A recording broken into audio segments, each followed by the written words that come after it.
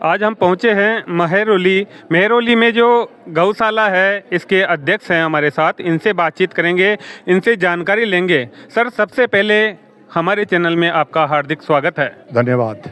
बात करें अपन गौशाला की, तो ये काम करना बड़ा कठिन होता है। जो लोग करते हैं उनको ही मालूम है कैसे होता है, कैसे नहीं होता है। अंगुली उठाने के लिए तो कोई भी उठा लेगा। आपको क्या क्या समस्या ये कार्य करने में आती है, इसकी जानकारी आप हमारे चैनल के माध्यम से दें। मैं आपके चैनल का धन्यवाद करता हूं। आपने यहाँ आकर के और देखा कि इस कार्यक्रम को सफल बना रहे हैं, बहुत बहुत धन्यवाद। अब मैं आपको पूरा विस्तार से बताऊंगा। ये गौशाला 2008 के अंदर श्री 108 श्री मोहनदास जी महाराज के सानिध्य में इसकी नींव लगी और इसका कार्य प्रगति पे हुआ। मुझे 2014 के अंदर इस गौशाला का चार्ज दिया। उसके बाद में जो काम हुए हैं वो आपके सामने भी हैं और मैं थोड़ा विस्तार से बता भी दूंगा आपको जी। ये मंदिर जब महाराज शांत होने लगे, शरीर छोड़ने लगे, उससे पहले दिन बुला करके कहा, भाई मंदिर छोटा है, इसको बड़ा बनाना है। ये मंदिर आपके सामने है, ये छोटा है, बड़ा है। महाराज की कृपा से मंदिर बढ़ गया। हमें किसी प्रकार की कोई परेशानी नहीं आई। महाराज के नाम से हम जहाँ भी गए हमें पैसा मिला और काम हो रहे हैं। पूरा आपके सामने यहाँ इस कंपस के अंदर 13 फीट खड्डा था, पूरी 1500 गज के अंदर। इसमें 2000 ट्रोली मिट्टी मैंने चार्ज संभालते ही पहला मैंने मंदिर का दर्शन किया और पहला काम मैंने यहाँ से स्टार्ट किया, इसको भरवाया जी। उसके बाद में ये मंदिर आहिस्ता आहिस्ता बढ़ गया। लेकिन जब तक मैंने पूरी कोशिश की कि मंदिर बन जाए पहले, लेकिन मंदिर नहीं बना। जब तक गौशाला का संपूर्ण काम नहीं हुआ तब तक इस मंदिर का काम पूरा नहीं हुआ, रुक गया काम जी। परमिशन नहीं मिली। हम गुंबज बनाने के लिए पूरा प्रयास किया, लेकिन गौशाला का जैसे ही पीछे का काम कंप्लीट हुआ और अगले दिन ही हमें ऐसा आदेश हो गया महाराज का, बालाजी महाराज का, कि अब बढ़ा दो। तो ये मैंने 5.5 लाख रुपए में ठेका इसका दिया। वो ठेकेदार ने 2 नंबर ईंट लेकर के आ गया। महाराज को मंजूर नहीं थी, ठेका कैंसिल हो गया और ये गुंबज 5 लाख में बढ़ गई। 1 नंबर माल लगा करके 50,000 रुपये हमारे और बच गए जी। यही है आपके सामने है। जो काम हुआ है बस्ती का है, बस्ती का सहयोग से जहाँ से भी आया ये काम हो गया। आगे आपको मैं बताऊं, मेरे देनी तरफ ये टेंट सेट बना हुआ है, नीचे इसका फर्श है, ये पूरा इसका चारों तरफ का निर्माण है। वो सामने बोर्ड लगा हुआ है जी। ये बोर्ड लगा हुआ है, ये हमारे गांव की बेटी है, शंकरलाल जी की। छापर इनका ससुराल है। ये यहाँ आए थे अपने मदर फादर के साथ। यहाँ आकर के जब दर्शन करके आए तो मेरे को बोला, भाई साहब मैं भी कुछ, मेरी इच्छा है, क्या करवाऊं। तो मैंने कहा आपकी इच्छा, आप जैसे बताओ वैसे करा देंगे। तो कहा आप ही बताओ। मैंने कहा यहाँ यात्री आते हैं जी, खाटू श्याम जी के यात्री हजारों की तादाद में यहाँ आएंगे जब मेला चलेगा तब। तो यहाँ ये बढ़ा दो, यहाँ प्रसाद भी बनेगा, वो भी लोग प्राप्त करेंगे।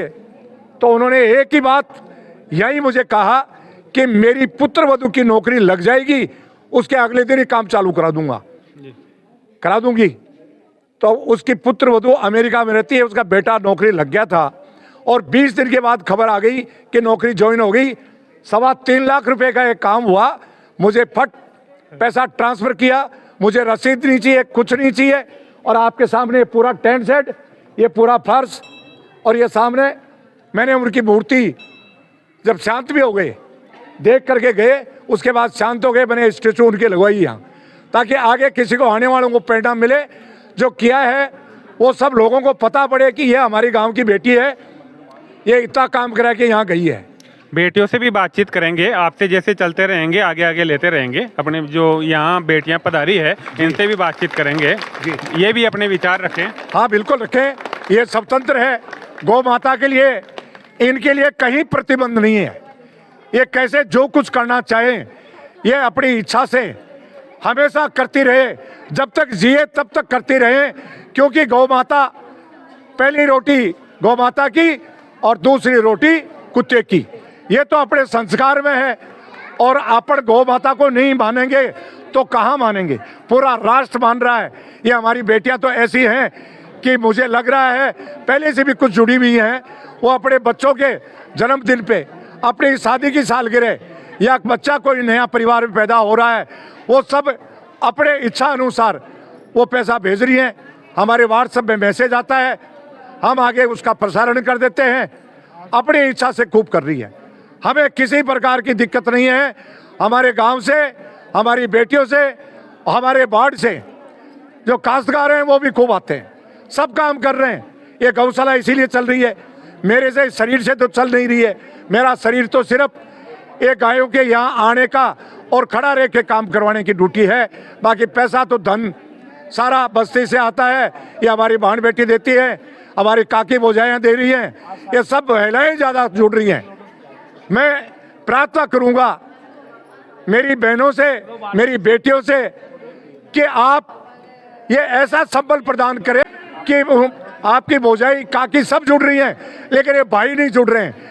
ये आज एक प्रेरणा दे करके जाएं आप कि हमारे भाई भी आगे से इस गौशाला का देख रेख करेंगे और संचालन करेंगे। धन्यवाद। हमारे साथ साध्वी जी हैं। गायों की सेवा करने से क्या क्या लाभ होते हैं वो बात करेंगे इनसे। साध्वी जी, सबसे पहले तो हमारे चैनल में आपका हार्दिक स्वागत है। हमने सुना है कन्हैया जी भी गायों के पीछे भग गए थे, दौड़ गए थे, जो भी मानो उनकी लीलाएं हुई है, उनको गायों का उसमें अधिक महत्व रखा गया है। आप क्या बताना चाहेंगे हमारे चैनल के माध्यम से, क्या प्रेरणा देना चाहेंगे जो सुन रहे हैं आपको? सबसे पहले तो हम सभी को जय सिया राम, जय श्री सीताराम कहेंगे।